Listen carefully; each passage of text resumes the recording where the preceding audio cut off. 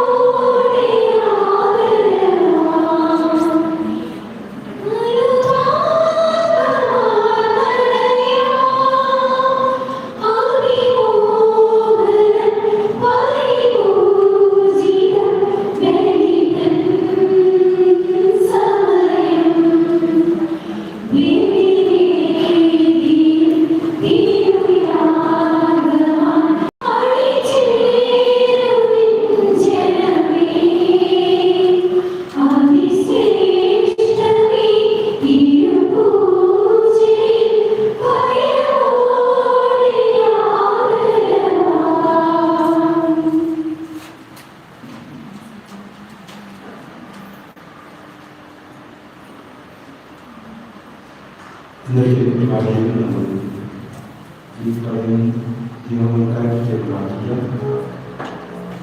ദേവസ്വ India, ദേവസ്വ Praju, അഞ്ചാം ചന്ദ്രനും, Robin മൂന്നാം ചന്ദ്രവർഷനും, നാച്ചൻ മൂന്നാം ചന്ദ്രനും, അന്നൂറ്റി ചാക്കവും കണ്ടെത്തിൽ ഓർമ്മദിനം, സിസ്റ്റർ ജീനമ്മ, സിസ്റ്റർ മേരി ഓർമ്മദിനം, സിസ്റ്റർ ഡോക്ടർ ലോറൻസ് ഏഴാം ചന്ദ്രദിനം, ഏരിക്കുട്ടികളുള്ള ഓർമ്മദിനം, ഏരിയാമ പനിക്കുളം ആരായി വിനു പുൽപ്പറമ്പിൽ ഇന്നലെ മരിച്ച് ആത്മഹത്യ പ്രാർത്ഥിക്കാം. വിനു പുൽപ്പറമ്പിൽ എബിൻ സാബു ജോലി തടസ്സം മാറുവാൻ അലോണ പഠനത്തിൽ പരിഷ്കരണവും നിലനിന്നതിനു വേണ്ടി പ്രാർത്ഥിക്കാം.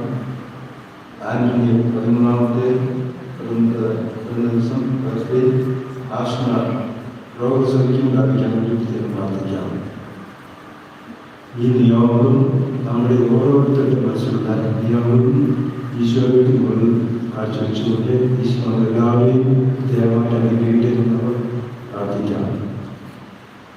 പിതാവിന്റെയും പുത്രന്റെയും പരിശുദ്ധാത്മാവിന്റെയും നാമത്തിൽ നമ്മുടെ കർത്താവായ യേശുക്രിസ്തുവിന്റെ കൃപയും പിതാവായ ദൈവത്തിന്റെ സ്നേഹവും പരിശുദ്ധാത്മാവിന്റെ സംസർഗവും നിങ്ങളോട് ഉണ്ടായിരിക്കട്ടെ.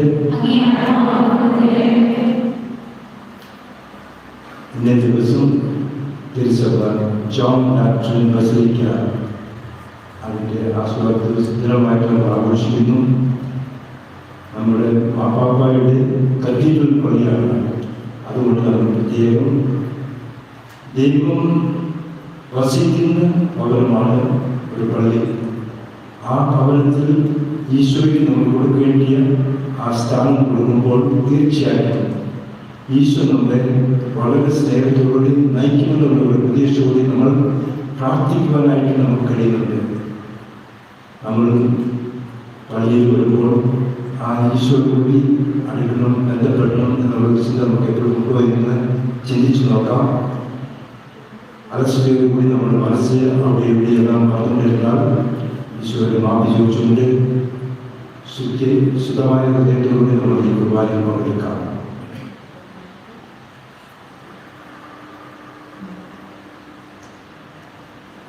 സർവശക്തനായ ദൈവത്തോടും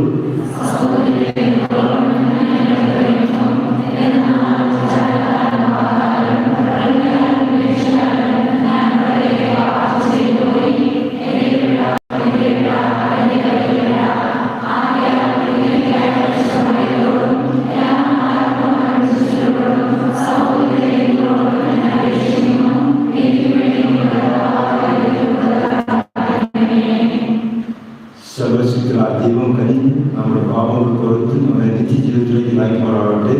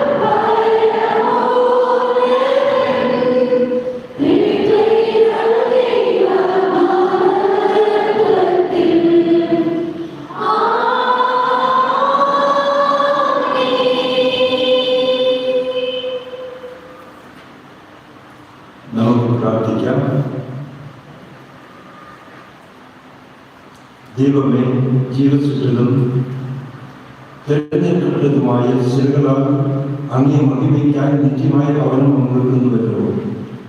അങ്ങേ സഭയിൽ അങ്ങ് നൽകിയ കൃപയുടെ ചൈതന്യം വർദ്ധിപ്പിക്കണമേ. അങ്ങനെ അങ്ങോട്ട് വിശിഷ്ടരായ ജനം സ്വർഗീയ ജെറുസലേമിന്റെ നിമ്മതിയിൽ നിരന്തരം വളരുമാറാകട്ടെ. അങ്ങയുടെ കൂടെ പരിഷ്കാരമായ ഐക്യത്തിൽ എന്നും ദൈവമായി ജീവിക്കുകയും മാറുകയും ചെയ്യുന്ന അവിടുന്ന് ഈ പ്രാർത്ഥന കേട്ടുകൊള്ളണമേ.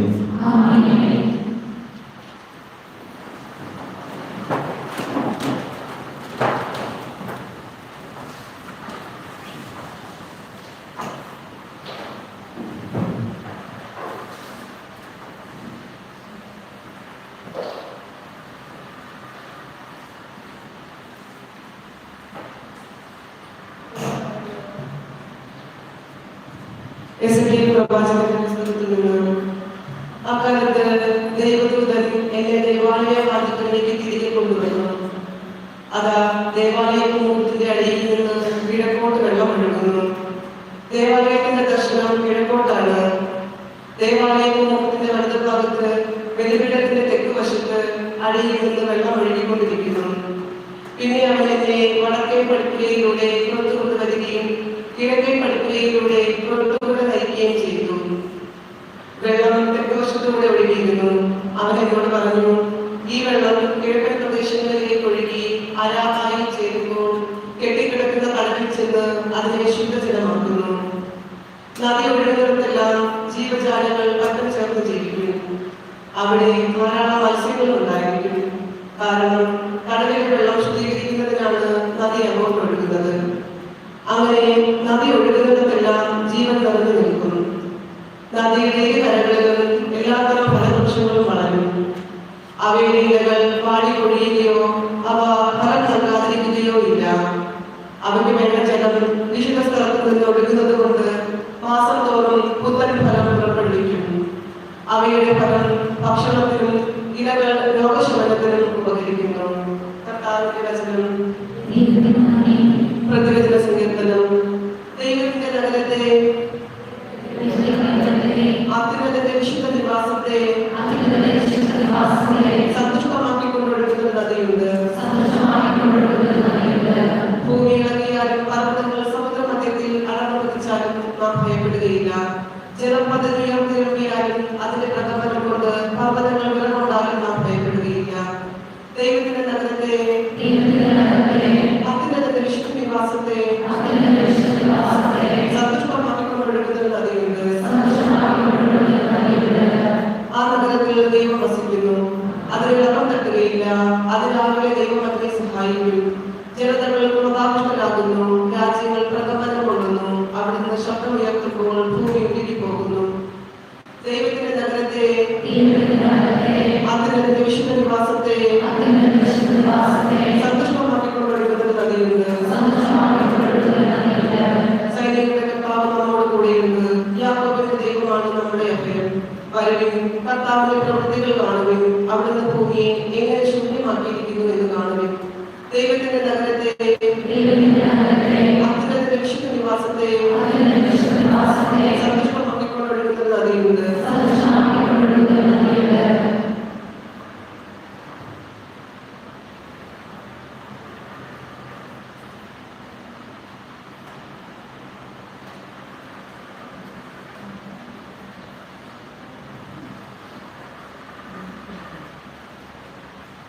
രണ്ടാം വായന. വിശുദ്ധ പൗലോസ്ലീഹ അപ്പോസ്തലന്മാർക്ക് എഴുതിയ കൊരിന്ത്യർക്ക് എഴുതിയ ഒന്നാം ലേഖനത്തിൽ നിന്ന്.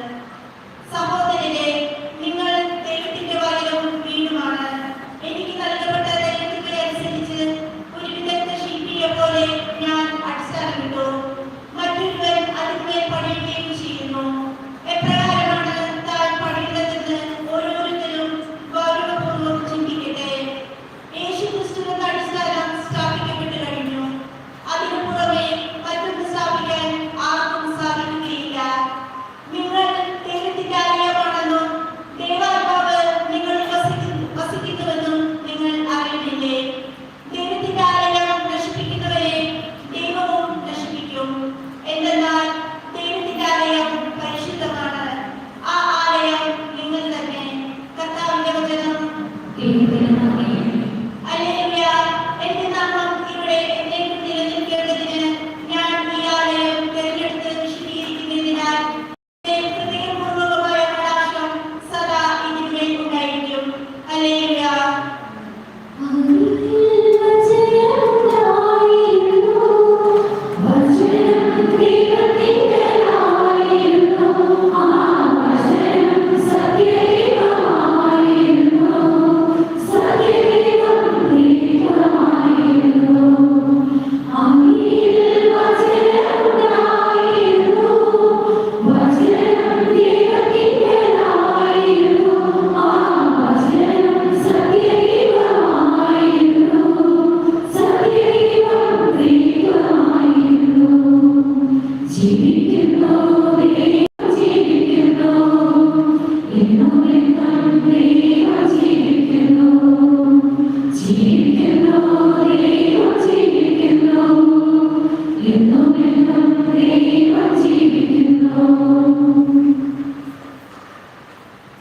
നിങ്ങളോടുകൂടെ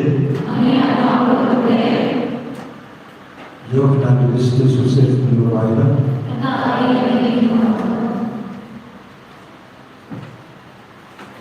യഹൂദരുടെ പെസഹ അടുത്തിരുന്നതിനാൽ യേശു ജെറുസലേമിലേക്ക് പോയി.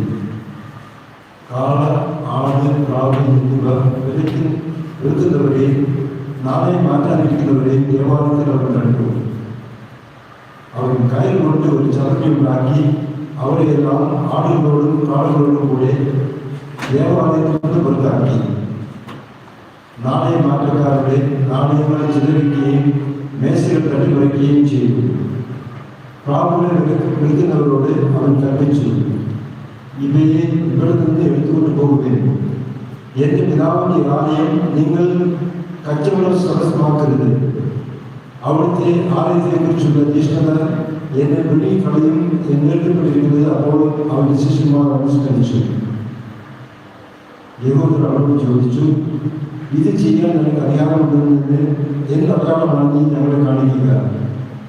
യേശു മറുപടി പറഞ്ഞു, നിങ്ങൾ ഈ ദേവാലയം നശിപ്പിക്കുക, 3 ദിവസത്തിനകം ഞാൻ അത് പുനരുദ്ധരിക്കും. യഹൂദർ ചോദിച്ചു, ഈ ദേവാലയം പണിയാൻ 46 വർഷങ്ങൾ എടുത്തു, വെറും 3 ദിവസത്തിനകം നീ അത് പുനരുദ്ധരിക്കുമോ? എന്നാൽ അവൻ പറഞ്ഞത് അവന്റെ ശരീരമാകുന്ന ആളത്തെ പറ്റിയാണ്. അവൻ മരിച്ചതിൽ നിന്ന് ഉയർത്തിപ്പെട്ടപ്പോൾ അവന്റെ ശിഷ്യന്മാർ അവൻ ഇത് പറഞ്ഞിരുന്നുവെന്ന് ഓർമ്മിക്കുകയും അങ്ങനെ എതിർക്കുകയും യേശു സ്ഥാപിച്ച വചനവും വിശ്വസിക്കുകയും ചെയ്തു. കർത്താവിന്റെ സുവിശേഷം.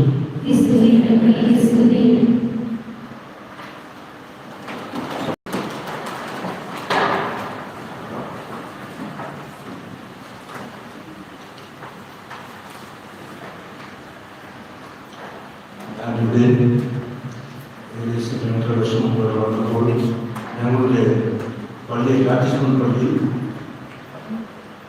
1 മാസം 2 മാസം കൂടുമ്പോൾ അവിടെ ഈ ചില പരിപാടികൾ നടത്തുവാൻ വേണ്ടി അവർ ആ പള്ളി ജോലിക്കായിരുന്നു. അവരുടെ കോൺസെപ്റ്റ് നടത്തുവാനായിട്ട് അതിൽ നിന്ന് ചില സമയത്ത് ഞങ്ങൾക്ക് 800 ഷെക്കൽ, 1000, 1200 ഷെക്കൽ ഓരോ പ്രാവശ്യം കിട്ടുമായിരുന്നു. ഇങ്ങനെ 2-3-4 മാസം ഞാനെപ്പോഴും മാറ്റം കൊണ്ടുവരാനായിട്ട് എപ്പോഴും കുറച്ച് സമയം കൊടുക്കും. ചെന്ന ഉടനെ എങ്കിലും മാറ്റം കൊണ്ടുവരുന്ന ചിന്തയാണ്. 5-6 മാസം കൂടി കഴിഞ്ഞ് നമ്മൾ മാറ്റങ്ങളെ പറ്റി ചിന്തിക്കാവുള്ളൂ. അതുവരെ അതിലേക്ക് പല പ്രശ്നങ്ങളുണ്ടാവും. അതുകൊണ്ട് ഒരു 5 മാസം കഴിഞ്ഞപ്പോഴത്തേക്കും മറ്റേ സ്മാരോടൊക്കെ ചോദിച്ച് അവരിങ്ങനെ അതേപ്പറ്റി വ്യാഖ്യാനിച്ചു. അവർ പറഞ്ഞു, ഈ കോൺസെപ്റ്റ് ഒക്കെ കാണണ്ട, ഇതൊരു പള്ളിയാണ്, പള്ളിയെ ഒരു വ്യാപാരമായിട്ട് നമുക്ക് 1000-1200 ഷെക്കൽ കിട്ടുന്നതുകൊണ്ട് നമ്മൾ ഇത് അങ്ങനെ വിട്ടുകൊടുക്കരുതെന്ന് അവർ ചിന്തിക്കാൻ തുടങ്ങി. അങ്ങനെ ഞങ്ങൾ നിർത്തുകയും ചെയ്തു. അപ്പം അവരെയും നമ്മൾ പ്രിപ്പയർ ചെയ്യാനായിരുന്നു. അവരും അത് അംഗീകരിച്ചു നിർത്തി. എന്തിന് ഞാൻ പറയുന്നതെന്ന് ചോദിച്ചാൽ, ഇന്നത്തെ സുവിശേഷത്തിൽ നമ്മൾ കേൾക്കുന്നത് ഈ ശുദ്ധിമലുള്ള ഒരു പള്ളി, ഒരു ദൈവത്തിൻ്റെ ആലയം, നമ്മളത് ഒരു കച്ചവട സ്ഥലമായി മാറ്റരുത് എന്നാണ് നമ്മളോട് പറയുന്നത്.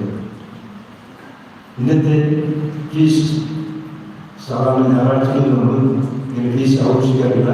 ഈ ഫീസ്റ്റ് വലിയൊരു ഫീസ്റ്റ് ആയതുകൊണ്ട്, ഒരു വലിയ തിരുവിഴ ആയതുകൊണ്ട് അത് മാറ്റാതെ ഇന്ന് അതനുസരിക്കുന്ന തിരുസഭയിൽ നമ്മളോട് പറയുന്നു സെയിന്റ് ജോൺ കാത്തഡ്രൽ ബസിലിക്ക. റോമിൽ 4 വലിയ പള്ളികൾ ബസിലിക്കാസ് ഉണ്ട്. ഒന്ന് സെയിന്റ് ജോൺ കാത്തഡ്രൽ ബസിലിക്ക, അവിടെ പോയി കാണും. അതുകൊണ്ടാണ് തല കൊടുക്കുന്നത്. ഓക്കെ, അത് പോപ്പിൻ്റെ മാപ്പാപ്പയുടെ, അതായത് കത്തീഡ്രൽ പള്ളിയാണ് സെയിന്റ് ജോൺ കാത്തഡ്രൽ ബസിലിക്ക. രണ്ടാമത് സെന്റ് പീറ്റർ ബസിലിക്ക, അതിനെല്ലാം വലിയ ബസിലിക്ക. മൂന്നാമത് Saint Paul outside the wall, അതായത് സെന്റ് പോളിന്റെ കബറിടത്തിന്റെ മുകളിൽ കിട്ടിയ ഒരു പള്ളി. നാലാമതുള്ളത് സെന്റ് മേരി മേജർ, മാതാവിന് വേണ്ടി സൃഷ്ടിക്കപ്പെട്ട ഒരു പള്ളിയാണ്. ഇപ്പം റോമ സാമ്രാജ്യം ക്രിസ്തു മതത്തെ അംഗീകരിച്ച് സ്വീകരിച്ചതിന് ശേഷം കോൺസ്റ്റന്റൈൻ, നമുക്ക് എല്ലാവർക്കും അറിയാം, കോൺസ്റ്റന്റൈൻ രാജാവാണ് ഈ പള്ളി പണിയാൻ തുടങ്ങിയത്. പുള്ളി പണിയ ആദ്യത്തെ പള്ളിയാണ്. 324 പോപ്പ് സിൽവസ്റ്റർ മൂന്നാമൻ ഈ പള്ളിയെ ആസ്വദിച്ച് അന്ന് മുതൽ ഈ പള്ളിയായിരുന്നു മാപ്പാപ്പയുടെ കത്തീഡ്രലായി മാറിയത്. ഇവിടെയാണ് 1000 വർഷങ്ങൾക്ക് മുന്നേ മാപ്പാപ്പന്മാർ താമസിച്ചതും അവരുടെ കത്തീഡ്രലായി മാറിയിരുന്നത്. ഇപ്പോൾ സെന്റ് പീറ്റേഴ്സ് 1500 ഈ പള്ളി കൊടുത്തത്. സെന്റ് പീറ്റേഴ്സ് അത് കഴിഞ്ഞാണ് നമ്മൾ വാറ്റിക്കനോട് മാറിയത്. അതുവരെ അവരെല്ലാം താമസിച്ചുകൊണ്ടിരുന്നത് സെന്റ് ജോൺ കാത്തഡ്രൽ പള്ളിയാണ്. ഇപ്പോൾ പള്ളിയെപ്പറ്റി പറയുമ്പോൾ ഓരോ പള്ളിയും ദൈവം വസിക്കുന്ന ഒരു ഭവനമായിട്ടാണ് നമ്മൾ കാണപ്പെടുന്നത്. നമ്മുടെ യൂതർക്കും ദൈവം എല്ലാ കാര്യങ്ങളും ഉണ്ടെന്ന് അവർ വിശ്വസിക്കുന്നു. പക്ഷേ പള്ളി ദൈവം വസിക്കുന്ന സ്ഥലമായിട്ടാണ് എല്ലാ യൂതന്മാരും കണ്ടുകൊണ്ടത്. അതുകൊണ്ടാണ് അവർ സിനഗോഗ്, ടെമ്പിൾ എന്ന് പറയുമ്പോൾ അതൊരു പ്രത്യേക സ്ഥലമായിട്ടാണ് കണ്ടത്. അവരെ സംബന്ധിച്ചോളം ഒരു നഗരം പള്ളിയെ ചുറ്റിയായിരുന്നു നടന്നുകൊണ്ടിരുന്നത്. ജീവിതം പള്ളിയെ ചുറ്റിയ ഒരു ജീവിതമായിരുന്നു. അതുപോലെയാണ് ടെമ്പിൾ അവർക്ക് വളരെ പ്രധാനമായ ഒരു സംഗതിയായി മാറിയത്. ഒരു യൂതൻ പള്ളിയിൽ വരുമ്പോൾ ദൈവത്തെ തനിച്ച് കാണാനുള്ള ഒരു അവസരമായിരുന്നു. ഇന്നത്തെ ആദ്യത്തെ വായനയിൽ ദേവാലയത്തിൻ്റെ അടിയിൽ നിന്ന് വെള്ളം ഒഴുകുന്നു. വെള്ളം ഒഴുകിക്കിടക്കുന്നതെല്ലാം ജീവജാലങ്ങൾ ചേർന്ന് ജീവിക്കുമെന്ന് നമ്മൾ വായിച്ചു കേൾക്കും. അവിടെ ധാരാളം മത്സ്യങ്ങളും ഉണ്ടായിരിക്കും. നദിയുടെ ഇരുകരകളിലും എല്ലാത്തരം ഫലവൃക്ഷങ്ങളും വളരും. അവയുടെ ഇടയ്ക്ക് വാടിക്കൊള്ളുകയോ ഒന്നും ചെയ്യില്ല. പല വർഷങ്ങൾ അവ വളം തരാതിരിക്കുകയും ചെയ്യില്ല. അവയ്ക്ക് വേണ്ടി ജലം വിശുദ്ധ സ്ഥലത്ത് നിന്ന് ഒഴുകുന്നതുകൊണ്ട് മാസം തോറും പുത്തൻ ഫലം പുറപ്പെടുവിക്കും. അവയുടെ ഫലം ഭക്ഷണത്തിനും അവരുടെ ഇലകൾ രോഗശമനത്തിനും ഉപകരിക്കുന്നു. ഇങ്ങനെ നമ്മൾ ആദ്യത്തെ വായിക്കേണ്ടതല്ല. പള്ളിയോട് ചേർന്ന് ജീവിക്കുന്ന എല്ലാവരും വളരെ സമൃദ്ധി നിറഞ്ഞ ഒരു ജീവിതമാണ് ജീവിക്കുന്നതെന്ന് നമ്മൾ പറയുന്നു. ഫലപ്രദമായ ഒരു കാഴ്ചപ്പാടിൽ ആണ് നമ്മൾ ഈ പള്ളിയിൽ ചുറ്റിയിരിക്കുന്ന എല്ലാവരെയും നമ്മൾ കാണുന്നത്. അതുകൊണ്ട് നമ്മളിപ്പോൾ പള്ളിയിൽ വന്നിരിക്കുന്നു. നമുക്കും തീർച്ചയായിട്ടും ഈ പള്ളിയിൽ നിന്ന് ആ ദൈവത്തിൻ്റെ ശക്തി ലഭിക്കാനുള്ള അതാവശ്യമായി നമ്മൾ കാണുമ്പോൾ പ്രാർത്ഥിക്കുകയും ദൈവത്തിന് വചനം കേൾക്കുകയും ആ ദൈവത്തോട് ബന്ധപ്പെടണം, ദൈവം എന്നെ നയിക്കണം എന്നുള്ള ഒരു ചിന്തയും നമ്മുടെ മനസ്സിലെപ്പോഴും ഒഴുകിക്കൊണ്ടിരിക്കും.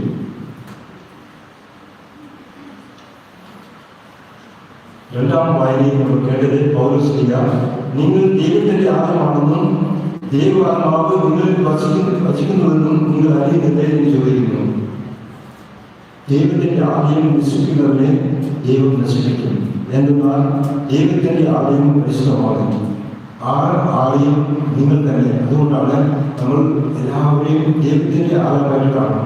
അങ്ങനെ ദൈവത്തിന്റെ ആലയമായിട്ട് കാണുകയാണെങ്കിൽ ആരെയും നമ്മൾ നശിപ്പിക്കുകയില്ല. എല്ലാവരും നമ്മൾ പ്രോത്സാഹിപ്പിക്കണം, അവർക്ക് ദൈവം കൊടുക്കണം എന്നുള്ള സ്ഥിതി നമുക്കുണ്ടാകുന്നു. ഇതിന്റെ അടിസ്ഥാനത്തിൽ മൂന്നാമത്തെ സുവിശേഷത്തിൽ നമ്മൾ വായിച്ചു, ഈശോ യെരുശലേമിൽ വന്നപ്പോൾ അവിടെ ഉണ്ടായിരുന്നവർ ആലയത്തെ ഒരു വ്യാപാര സ്ഥലമായിട്ട് മാറ്റി കണ്ട് ആലയത്തിൽ നിന്ന് അവരെ വിരട്ടുന്ന കാഴ്ചയാണ് നമ്മൾ വായിച്ചു കേട്ടത്. കാള, ആട്, പ്രാവ് എന്നിവ വിൽക്കുന്നവരെയും ദേവാലയത്തെ നാളെ മാറ്റിവെക്കുന്നവരെയും അവൻ കണ്ടു. എന്ത് ചെയ്തു യേശു? കയറി കൊണ്ട് ഒരു ചമ്മട്ടുണ്ടാക്കി അവയെല്ലാം ദേവാലയത്തിൽ നിന്ന് പുറത്തുനിന്നാക്കുന്ന ഒരു കാഴ്ചയാണ് നമ്മൾ കേട്ടത്. എൻ്റെ പിതാവിൻ്റെ ആലയം നിങ്ങൾ കച്ചവട സ്ഥലമാക്കരുത്. ഇന്ന് ഇതുപോലെയാണ് ചിലപ്പോൾ നമ്മുടെ സൗകര്യത്തിന് വേണ്ടി പ്രധാന ജീവിത മൂല്യങ്ങളെ നമ്മൾ വെറുക്കുന്നുണ്ട്. ചില സമയത്ത് ഇതുപോലെയാണ് നമ്മൾ ജീവിത മൂല്യങ്ങളെ നമ്മൾ വിറ്റ് നമ്മുടെ സൗകര്യത്തിന് വേണ്ടി നമ്മൾ പല രീതിയിൽ വ്യാപാര സ്ഥലമായിട്ട് നമ്മുടെ ജീവിതം തന്നെ മാറ്റുന്നു. ലോകത്തിൻ്റെ ലൗകിക മൂല്യങ്ങൾ എന്ന് നമ്മളെ വളരെയധികം ആകർഷിക്കുന്നു. പണം, പദവി, അധികാരം, സുഖ സൗകര്യങ്ങൾ നമ്മുടെ ഇന്നത്തെ കലാചാരമാക്കി മാറ്റിക്കൊണ്ടിരിക്കുകയാണ്. നമ്മൾ വ്യത്യാസമായ വ്യാപാരം ചെയ്തുകൊണ്ടിരിക്കുകയാണ്. ദൈവിക മൂല്യങ്ങൾ വാങ്ങിച്ചിട്ട് ലോകത്തിൻ്റെ ലൗകിക മൂല്യങ്ങൾ വാങ്ങിച്ചുകൊണ്ടിരിക്കുകയാണ്. ഇത് ഇന്നത്തെ ഒരു വലിയ പരീക്ഷണമാണ് നമുക്ക്. നമ്മൾ ഇന്ന് ചാർട്ട് എടുത്തുകൊണ്ട് നമ്മളെ നിയന്ത്രിക്കുമ്പോൾ ചാർട്ട് എപ്പോഴും നമ്മൾ നോക്കേണ്ടത് ഒരു ക്രൂരതയാണ് നോക്കരുത്. ആ ചാർട്ട് എന്ന് പറയുമ്പോൾ നമ്മുടെ ജീവിതത്തെ ഒരു ചിട്ടയിൽ കൊണ്ടുവരാനായിട്ട് നമ്മൾ നിയന്ത്രിക്കുമ്പോൾ നമ്മുടെ ജീവിതത്തെ ക്രിസ്തുവിൻ്റെ ആദ്യമായി മാറ്റുവാൻ സാധിക്കും. അങ്ങനെ നോക്കുമ്പോൾ എങ്ങനെയാണ് നമ്മൾ നമ്മുടെ ജീവിത രീതിയിൽ കൊണ്ടുവരാൻ സാധിക്കുന്നത്? ദൈവസ്നേഹം അനുഭവിക്കാൻ, ദൈവത്തോട് ബന്ധപ്പെടുവാൻ നമ്മൾ പ്രാർത്ഥന വെച്ചിട്ട് അല്പസന്തോഷം തരുന്ന social media, Instagram, Facebook, internet ഇതെല്ലാം മാറിക്കൊണ്ടിരിക്കുകയാണ്. ഇതൊക്കെ നമ്മുടെ ജീവിതത്തെ ത്യാഗനിലയിലേക്ക് കൊണ്ടുപോകുന്ന ഉപകരണങ്ങളല്ല. തീർച്ചയായിട്ടും ഇത് നമ്മുടെ മനസ്സിനെ വളരെയധികം ബാധിക്കുന്ന ഒരു സാഹചര്യമാണ്. അതുകൊണ്ട് ഇന്നത്തെ ജീവിതത്തിൽ നമ്മൾ പ്രാർത്ഥന വാങ്ങിക്കണം. പ്രാർത്ഥനയുടെ ശക്തി കൊണ്ട് നമ്മൾ ദൈവത്തിൻ്റെ ശക്തി ലഭിക്കണം. ദൈവത്തിൽ നിന്ന് അകലപ്പെടുത്തുന്ന ഈ സോഷ്യൽ മീഡിയ എല്ലാം പഠിച്ച് നമ്മൾ വിട്ടേക്കണം. അത് വിൽക്കണം. ആ വ്യാപാരമാണ് നമ്മൾ ചെയ്തത്. ഈശോയെ വാങ്ങുന്നതും ഈശോ വിശ്വസിക്കാതെല്ലാം വിൽക്കുന്ന ആ വ്യാപാരമാണ് നമ്മൾ ചെയ്തത്. രണ്ടാമതായിട്ട് സത്യം വിട്ടിട്ട് ലാഭം തരുന്ന മാർഗങ്ങളാണ് ചില സമയത്ത് നമ്മൾ നോക്കുന്നത്. അതുകൊണ്ട് സത്യം വാങ്ങിക്കണം. അസത്യമെല്ലാം നമ്മൾ വിട്ടേക്കണം. എനിക്ക് സത്യമായി കിട്ടുന്നതെല്ലാം മതി, ന്യായമായി കിട്ടുന്നതെല്ലാം മതി. അങ്ങനെയുള്ളൊരു ശ്രദ്ധ നമുക്കുണ്ടെങ്കിൽ നാം ശരിക്കുമുള്ളൊരു നല്ല വ്യാപാരമാണ് നമ്മൾ ചെയ്യാൻ പോകുന്നത്. മൂന്നാമതായിട്ട് മറ്റുള്ളവരെ ക്ഷമിക്കുകയും സ്നേഹബന്ധം പുലർത്തുവാനുമാണ് ഈശോ നമ്മളെ ക്ഷണിക്കുന്നത്. അതുകൊണ്ട് അതുപോലുള്ള സ്നേഹബന്ധം പുലർത്തുന്ന രീതിയിൽ എല്ലാവരെയും ക്ഷമിക്കുന്ന ഒരു മനോഭാവം നമുക്കുണ്ടെങ്കിൽ നമ്മളിൽ നിന്ന് അസൂയ, ആക്രമണം, പറ്റിക്കുന്ന സ്വഭാവം ഇതെല്ലാം നമുക്ക് വിറ്റ് ഒരു സന്തോഷമായ സത്യസിദ്ധതയുള്ള ജീവിതം ചെയ്യാൻ സാധിക്കും. ഇങ്ങനെ എല്ലാം കൊണ്ട് നമ്മൾ പല പുതിയ രീതിയിലുള്ള ഒരു വ്യാപാരം ചെയ്യാം. അതായത് ഈശോ ദൈവിക മൂല്യങ്ങൾ വാങ്ങിക്കൊണ്ട് ലൗകിക മൂല്യങ്ങളെല്ലാം വിറ്റ് ഒരു മനുഷ്യ ഒരു ജീവിത മൂല്യങ്ങൾ നമ്മൾ ഉൾവാങ്ങി ഒരു പുണ്യത്തിൽ ജീവിക്കാനായിട്ട് നമുക്ക് ഈ ജീവിതം തീർച്ചയായിട്ടും നമുക്ക് സഹായിക്കും. പ്രശ്നങ്ങൾ, അസുഖങ്ങൾ, അസ്വസ്ഥതയെല്ലാം വരുമ്പോൾ ദൈവത്തോട് പ്രാർത്ഥനയിൽ പകരം കുടി, വലി, ഡ്രഗ്സ് ഇതുപോലെയൊക്കെ നമ്മൾ അടിമയായി മാറുന്നു. ഇതൊക്കെ ജീവിതത്തിൽ വാങ്ങുന്നതിന് പകരം ദൈവശക്തി വെച്ചുകൊണ്ട് പ്രശ്നങ്ങൾ തീർക്കുവാൻ ശ്രമിക്കണം. ഇങ്ങനെ നമ്മൾ ചുരുക്കത്തിൽ പറഞ്ഞാൽ ദൈവത്തിൻ്റെ ആലയത്തിൽ നിന്ന് നമ്മുടെ ജീവിതം എപ്പോഴും ഒരു പുണ്യ ജീവിതമായി മാറ്റുവാനുള്ള ഒരു ആഹ്വാനമാണ് നമ്മൾ കാണുന്നത്. അങ്ങനെ പ്രാർത്ഥനയ്ക്കും ദൈവവചനത്തിനും നമ്മൾ പ്രാധാന്യം കൊടുത്ത് നമ്മൾ നമ്മുടെ ജീവിതത്തെ വിശദമാക്കി ആ പുണ്യത്തിൽ നീങ്ങുമ്പോൾ നമ്മൾ ഈ ഭവനത്തെ ഒരു പുണ്യ ഭവനമായിട്ട് മാറ്റുകയും നമ്മുടെ ഹൃദയം ഒരു പുണ്യ ഭവനമായിട്ട് മാറുകയും ഈശോയിൽ നമ്മൾ ഈ കുർബാന സ്വീകരിച്ചുകൊണ്ട് ഈശോ നമ്മൾ തന്നു ആ ഈശോയുടെ ഭവനം വിശുദ്ധമായ നമ്മുടെ ആക്രമണങ്ങളുടെ ചിന്തയോട് ജീവിച്ച് വിശുദ്ധിയിലേക്ക് മാറുന്നതുമായിട്ട് പ്രത്യേകം നമുക്ക് ഈ കുർബാനകളോട് കാണിക്കാം.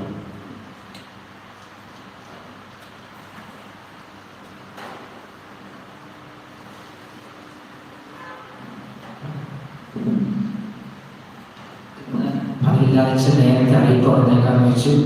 കാരണം വളരെ പ്രധാനപ്പെട്ട അറിയിപ്പുള്ളതുകൊണ്ടാണ്. കാരണം എവിടെയാണ് കേരളത്തിലേക്ക് ആഘോഷം നടക്കുന്നതെന്ന് കേട്ടു.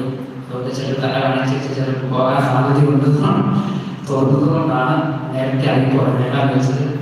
അടുത്ത ഞായറാഴ്ച കുർബാന 1:30 നേരത്തെ, അതായത് 1:00 മുമ്പായിരിക്കും കുർബാന 1:00. കാരണം അടുത്ത ഞായറാഴ്ചയാണ് നമ്മൾ ആഘോഷിൻ്റെയും ജോസഫിൻ്റെയും ജൂബിലി ഒന്നിച്ച് ആഘോഷിക്കുന്നത്. കഴിഞ്ഞ ഞായറാഴ്ച നമ്മൾ പറഞ്ഞില്ല ഇതിനെക്കുറിച്ച്. അപ്പം അതുകൊണ്ട് എല്ലാവരും നേരത്തെ വരുവാനായിട്ട് ശ്രമിക്കുക. പിന്നെ രണ്ടാമത്തെ കാര്യം, ഇപ്പം നിങ്ങളുടെ കയ്യിൽ തന്നിരിക്കുന്ന ആ കവറ് ഇന്ന് സ്വതന്ത്രക്കാഴ്ച എടുക്കുന്നില്ല. സ്വതന്ത്രക്കാഴ്ചയ്ക്ക് പകരമായിട്ട് ആ കവറ് സൈനികരുടെ കമ്മിറ്റിക്കാർ കൊണ്ടുവരും. അത് നിങ്ങളത് നിക്ഷേപിക്കാൻ നന്നായിട്ട് നല്ല രീതിയിൽ നിങ്ങൾ സഹകരിക്കുമെന്ന് ഞങ്ങൾ പ്രതീക്ഷിക്കുന്നു. കാരണം 2 ജോലിയുണ്ട്, അവർക്ക് ഗിഫ്റ്റ് മേടിക്കണം. അതുപോലെ തന്നെ 100-300 പേരെ നമ്മൾ പ്രതീക്ഷിക്കുന്നുണ്ട്. എല്ലാവർക്കും നല്ല ആഹാരം കഴിക്കും. അതുപോലെ നിങ്ങൾ ഇന്ന് വരാത്തവരെ തീർച്ചയായിട്ടും എല്ലാവരെയും അടുത്ത ഞായറാഴ്ചത്തെ കുർബാനയ്ക്ക് എല്ലാവരെയും കൊണ്ടുവരണം. പ്രത്യേകിച്ച് നമ്മൾ കുറേ അച്ഛന്മാരെയൊക്കെ വിളിച്ചിട്ടുണ്ട്. അവർ വന്നു കഴിയുമ്പോൾ പിന്നെ ആൾക്കാരെല്ലാം വളരെ മോശമാണ്. പ്രത്യേകിച്ച് BG ഒക്കെ വരുന്നുണ്ട്. അപ്പം അതുകൊണ്ട് തീർച്ചയായിട്ടും എല്ലാവരും കറക്റ്റ് സമയത്ത് എത്താനായിട്ട് ശ്രമിക്കുക. പിന്നെ ബാക്കിയുള്ള അറിയിപ്പുകൾ ഞങ്ങൾ ഇതിൽ അറിയിക്കുന്നതായിരിക്കും. ഗ്രൂപ്പുകളിൽ നിങ്ങളുടെ വാട്സപ്പ് ഗ്രൂപ്പിൽ അറിയിക്കുന്നതായിരിക്കും. അപ്പം അതുകൊണ്ട് സ്വന്തം കാഴ്ചയിൽ എല്ലാവരും നന്നായിട്ട് സഹകരിക്കുക കേട്ടോ. ദൈവം നിങ്ങളെല്ലാവരെയും അനുഗ്രഹിക്കട്ടെ.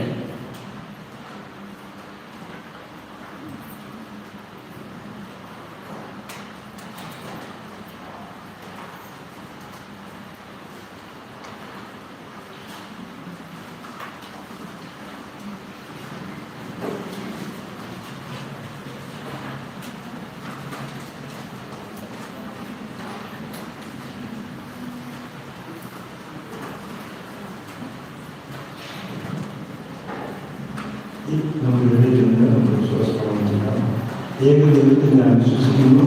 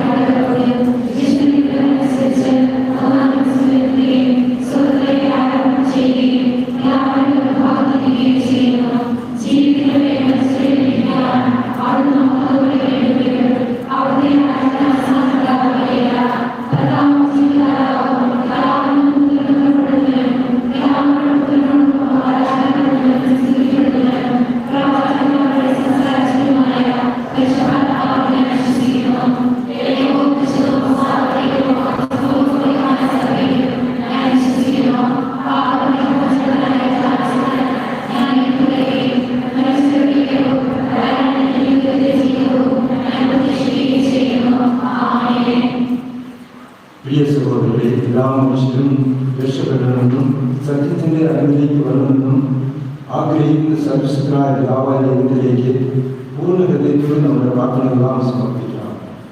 സ്നേഹപിതാവായ ദൈവമേ, ആഗോള സഭയുടെ ആത്മീയ ആചാര്യനായ പരിശുദ്ധ പിതാവ് ദൈവത്തിനെയും കർദിനാൾമാർ, മെത്രാന്മാർ, മറ്റുള്ള വൈദികരെയും സന്യസ്തരെയും സമർപ്പിക്കുന്നു. ക്രിസ്തുവിനെ ധരിച്ച ലോകത്തെ അന്ധകാര ശക്തിയിൽ നിന്ന് മോചിപ്പിച്ച ദൈവജനത്തെ നന്മയുടെ പാതയിൽ വഴി നടത്തുവാൻ എല്ലാ സഭാശ്രേഷ്ഠന്മാരെയും അനുഗ്രഹിക്കണമെന്ന് കർത്താവെ അങ്ങോട്ട് ഞങ്ങൾ പ്രാർത്ഥിക്കുന്നു.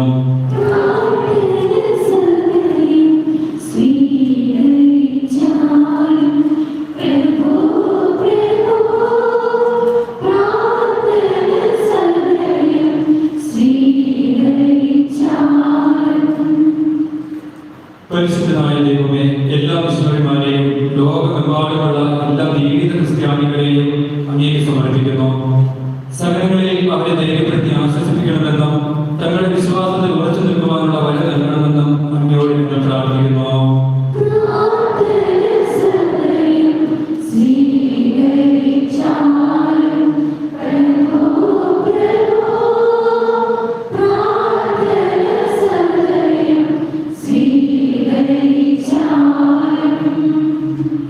നന്മസ്വരൂപനായ ദൈവമേ, ഞങ്ങളുടെ കുഞ്ഞുമക്കളെയും യുവജനങ്ങളെയും പ്രവാസികളായ എല്ലാവരെയും അങ്ങേ കരുതലിൽ നിന്ന് സമർപ്പിക്കുന്നു.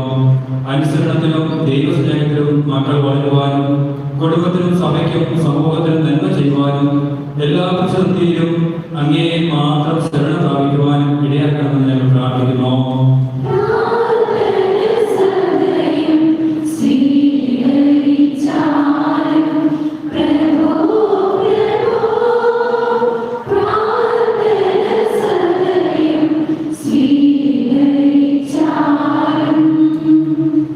സ്നേഹപിതാവായ ദൈവമേ, ലോകം മുഴുവനെയും അങ്ങേക്ക് സമർപ്പിക്കുന്നു. പലവിധ രോഗങ്ങളാലും സാമ്പത്തിക ക്ലേശങ്ങളാലും കുടുംബസമാധാനം ഇല്ലാതെയും യുദ്ധഭീഷണിയിലും ദുരിതം അനുഭവിക്കുന്ന എല്ലാ മക്കളെയും അങ്ങ് കരുണയോടെ നോക്കണമേ. അങ്ങേ സ്നേഹത്തിൽ എല്ലാവരെയും ഒന്നിപ്പിക്കണമെന്നും സന്തോഷവും സമാധാനവും സമ്പദ്സമൃദ്ധിയും നൽകി എല്ലാവരെയും അനുഗ്രഹിക്കണമെന്ന് അങ്ങയോട് ഞങ്ങൾ പ്രാർത്ഥിക്കുന്നു.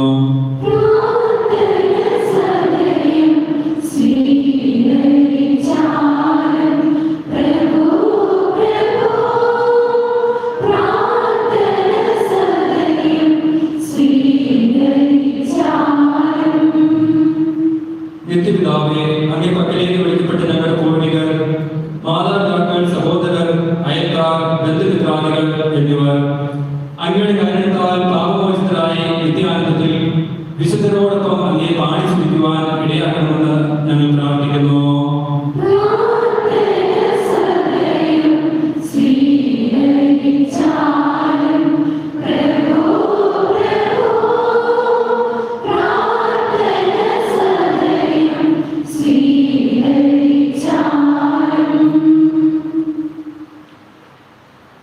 ഞങ്ങളുടെ അഭയവും ശക്തിയുമായ ദൈവമേ, അങ്ങേ സഭയുടെ ഭക്തനിർഭരമായ പ്രാർത്ഥനകൾ ശ്രമിക്കണമേ.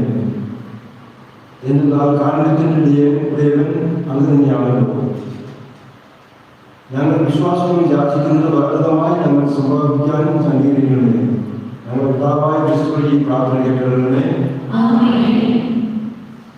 Sweet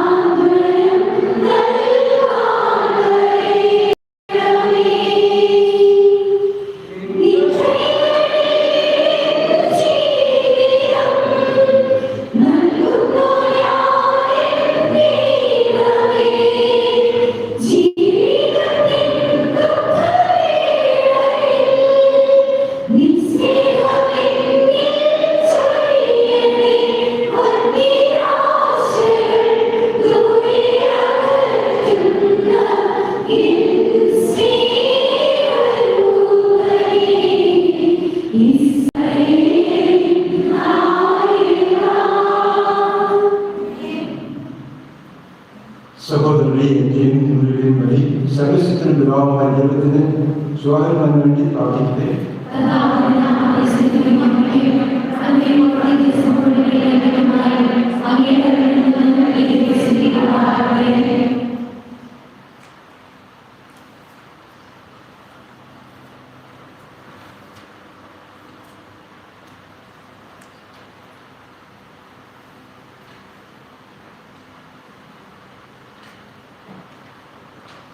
കർത്താവെ, ഞങ്ങൾ സംബന്ധിച്ച് കാണിക്കുന്ന സ്വീകരിക്കുകയും അംഗീകരിച്ച അപേക്ഷിക്കുന്നവർക്ക് ഇവിടെ ഉദാശകളുടെയും ശക്തിയും പ്രാർത്ഥനയുടെ കർമ്മം ലഭിക്കാൻ അനുഗ്രഹിക്കുകയും ചെയ്യുന്നത് ഞങ്ങളുടെ കർത്താവായ ക്രിസ്തുവിനെ പ്രാർത്ഥന കേൾക്കണമേ. കർത്താവ് നിങ്ങളോടുകൂടെ ഹൃദയങ്ങൾ ഉയർത്തുകയും നമ്മുടെ കർത്താവായ ദൈവത്തിൽ നിന്ന് പ്രകാശിപ്പിക്കാം. കർത്താവെ, പരിശുദ്ധനായ പിതാവേ, സർവസ്വത്തിൽ നിത്യമായ ദൈവമേ, എങ്ങും എപ്പോഴും അങ്ങേക്കാണ് പ്രതിനിധി അർപ്പിക്കുന്നത് യഥാർത്ഥത്തിൽ ഉചിതവും ന്യായവും യോഗ്യവും രക്ഷാപൂർവമാണല്ലോ.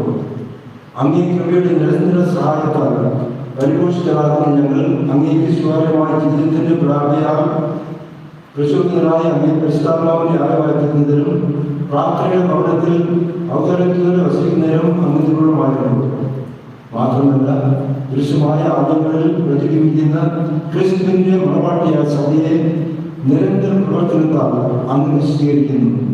അങ്ങനെ നിരവധി സ്നാനങ്ങൾ ആഹ്ലാദിക്കുന്ന സഭാപാതാവിന് സ്വർഗത്തിലെ അങ്ങ് മഹത്വത്തിൽ ഇടം വഹിക്കുന്നല്ലോ. ആകയാൽ സമസ്ത വിശുദ്ധരോടും മഹാരാമർക്കൊത്ത് അങ്ങേ ഞങ്ങൾ സ്തുതിച്ചുകൊണ്ട് അനുഗ്രഹം പ്രവർത്തിക്കുന്നു.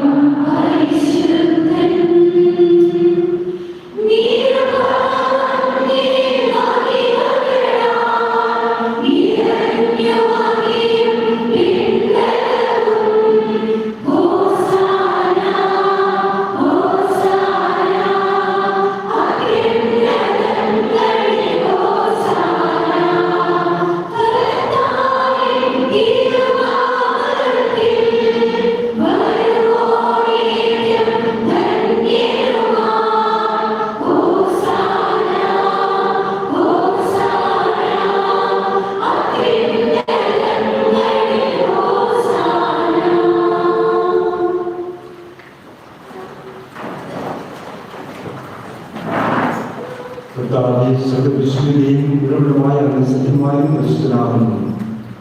ആകയാൽ അങ്ങേ ആത്മാവാൽ മനുഷ്യനെ പോലെ ഈ പ്രാർത്ഥനകൾ പ്രവർത്തനമാക്കുന്നേ അങ്ങനെ ഞങ്ങൾക്കായി ഇവർ ഞങ്ങളുടെ യേശുക്രിസ്തുവിന്റെ ശരീരവും രക്തവുമായി മാറാതെ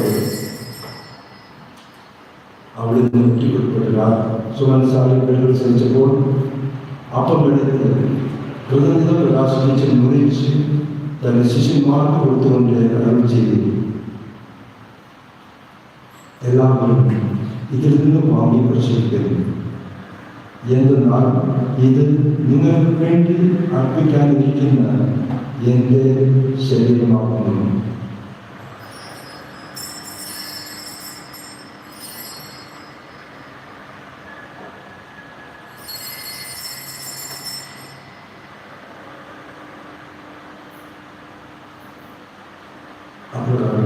താരം കഴിഞ്ഞ് പാലപാത്രം എടുത്ത് വീണ്ടും അങ്ങേ കൃതജ്ഞത പ്രകാശിപ്പിച്ച് തന്റെ ശിഷ്യന്മാർക്ക് കൊടുത്തുകൊണ്ട് അവർ ചെയ്തു, എല്ലാവരും വാങ്ങിയിരുന്ന് കുടിക്കുന്നു. എന്തെന്നാൽ ഇത് നിങ്ങൾക്ക് വേണ്ടിയും അനേകർക്ക് വേണ്ടിയും പാപമോചനത്തിനായി ചിന്തപ്പെടാനിരിക്കുന്ന എൻ്റെ രക്തത്തിൻ്റെ നവീനവും സനാതനവുമായ ഉടമ്പടിയുടെ പാനപാത്രമാവുന്നു. ഇത് നിങ്ങൾ എൻ്റെ ഓർമ്മയ്ക്കായി ചെയ്യും.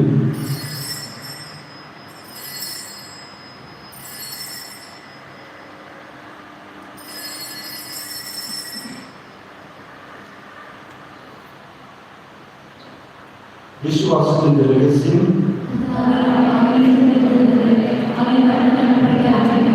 അങ്ങേ സ്നേഹിക്കുന്നതിനും ഓർത്തോടെ അങ്ങേക്ക് മുമ്പിൽ നിൽക്കുന്നതിനും അങ്ങയെ പ്രചരിക്കുന്നതിനും അകലാക്കിയതിന് ഞങ്ങൾ നന്ദി പറഞ്ഞു. ജീവന്റെ അപ്പവും രക്ഷയുടെ പ്രാണപാത്രവും ഞങ്ങൾ അംഗീകരിക്കുന്നു.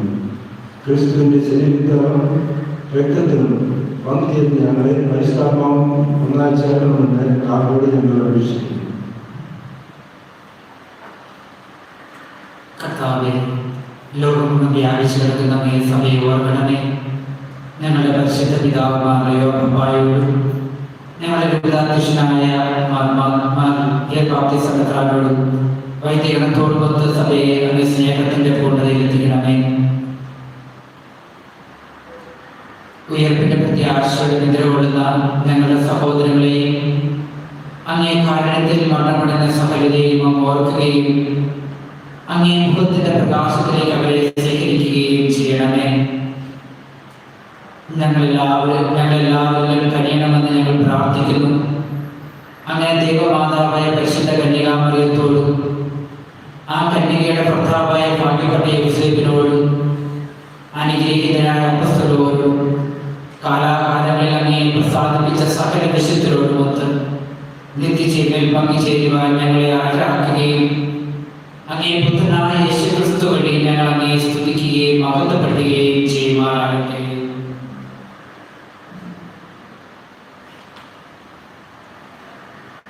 ക്രിസ്തുവിനോടുകൂടെ ക്രിസ്തുവിൽ തന്നെ സർവകൃഷ്ണായ ദൈവവും പിതാവും അങ്ങേക്ക് പരിശുദ്ധാത്മാവുടെ ഐക്യത്തിൽ എല്ലാ ബഹുമതിയും മഹത്വവും എന്ന് തന്നെയും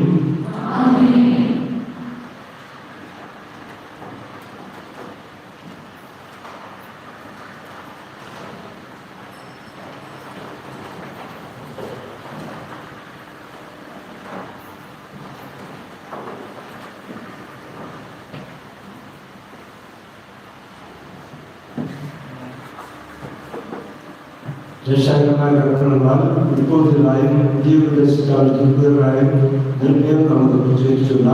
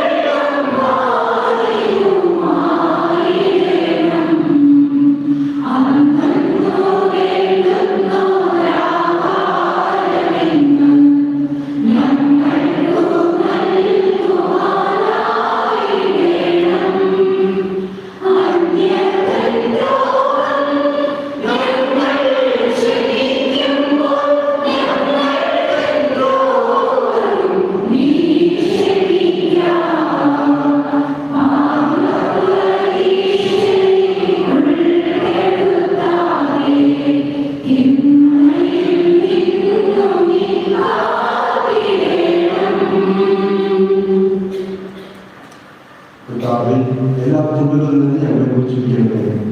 ഞങ്ങളുടെ ജനങ്ങളിൽ സമാധാനം കൈമാറും നൽകണമേ. അനുഗ്രഹപൂർണമായ പ്രത്യാശയും ഞങ്ങളുടെ രക്ഷകനായ യേശുക്രിസ്തുവിന്റെ ആഗമനവും പ്രതീക്ഷിച്ചുകൊണ്ട് അങ്ങേ കരുണയുടെ സഹായത്താൽ ശക്തി പ്രാപിച്ച് ഞങ്ങൾ എപ്പോഴും പാപത്തിൽ നിന്ന് മോചിതരാക്കുകയും എല്ലാ വിപത്തിൽ നിന്ന് സുരക്ഷിതരാക്കുകയും ചെയ്യുന്നവരാകട്ടെ.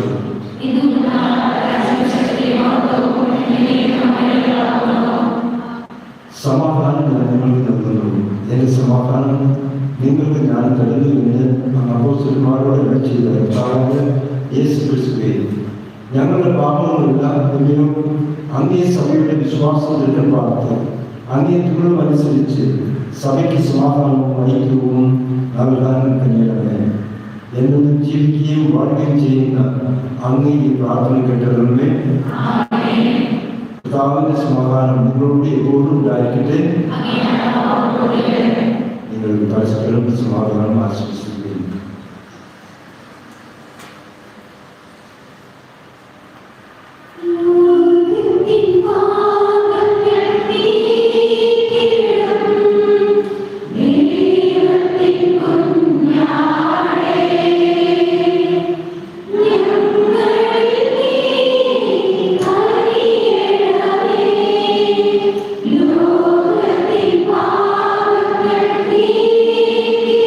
Lord,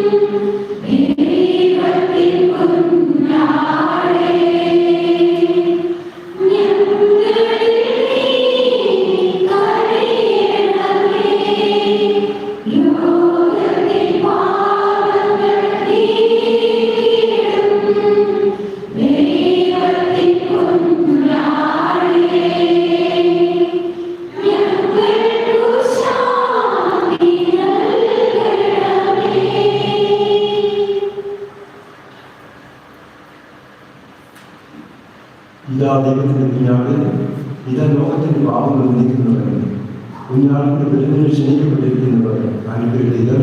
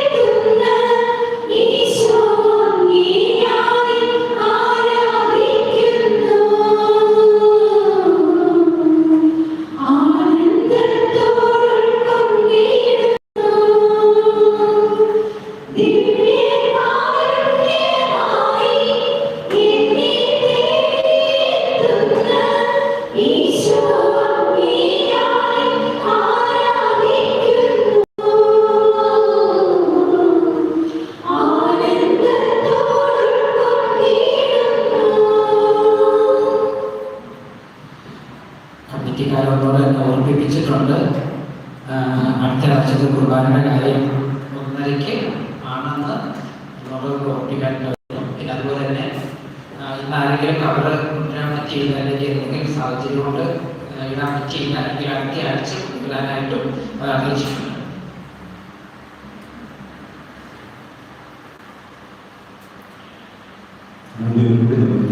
പ്രാർത്ഥിക്കാം.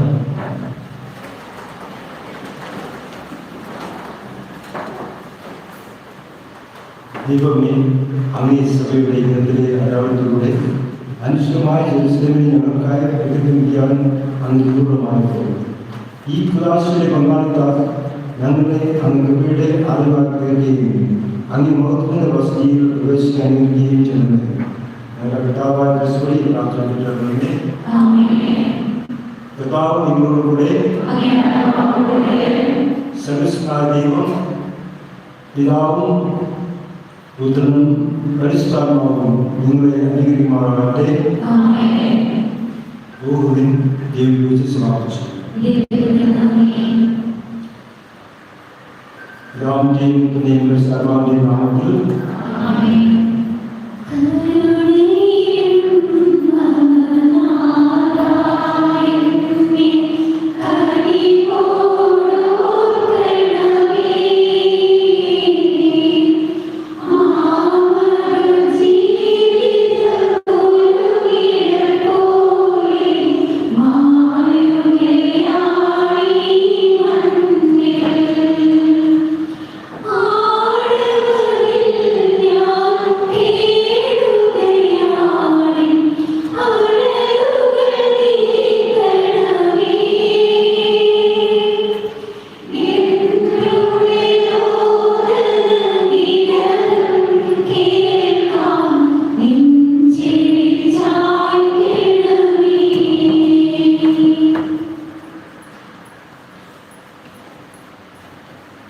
ദൈവമേ, അങ്ങ് എല്ലാ ഭാവങ്ങൾക്കും മാപ്പ് നൽകുകയും എല്ലാ മനുഷ്യരെയും നിത്യരക്ഷയായി അനുഗ്രഹിക്കുകയും ചെയ്യുന്നുവല്ലോ.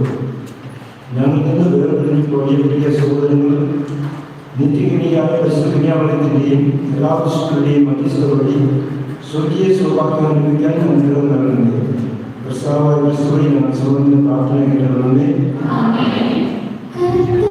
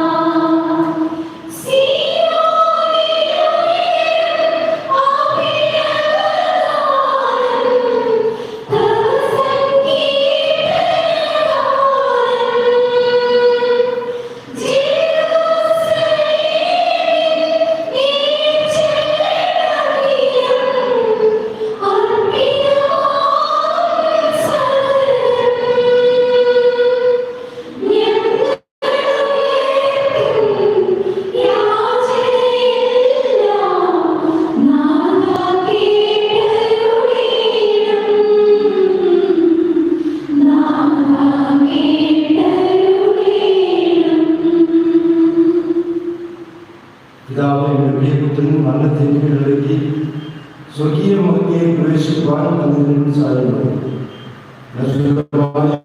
ജീവിതം വിജയപൂർവ്വം ധർമ്മം ചെയ്ത് ഞങ്ങൾ പ്രിയ സഹോദരങ്ങൾ സൃഷ്ടാവും രക്ഷകമായ എന്നെ ദർശിച്ച് നിത്യം നിത്യതയുടെ കഴിയണമേ. ക്രിസ്തു വഴി ഞങ്ങൾ സമർപ്പിത പ്രാർത്ഥന കേട്ടുകൊള്ളണമേ.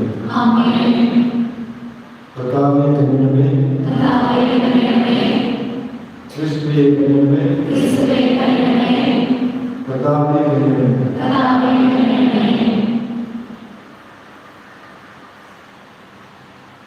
സുഖസ്നായ പിതാവേ,